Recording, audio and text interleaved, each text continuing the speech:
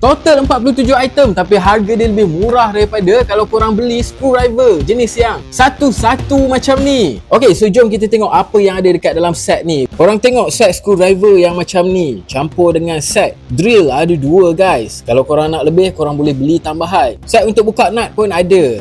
Ni korang boleh tengok set dia ada dekat sini. Sampailah saiz paling besar 10mm. Not bad. Ada satu extension macam ni. Dan korang tengok ni, ada 3 set screwdriver bermacam-macam jenis. Ada satu USB cable untuk korang charge dan of course ada satu electric screwdriver macam ni. So korang tengoklah dia punya kekuatan dia not bad. Dan dekat atas ni kita boleh tekan ni untuk kita jadikan dia panjang macam ni. Saya baru beli satu almari baru, so jom kita pasang dia. Tengok ni guys, saya nak pasang almari ni. Serius, tak ada masalah langsung. Oh, mudah gila je. Sangat mudah.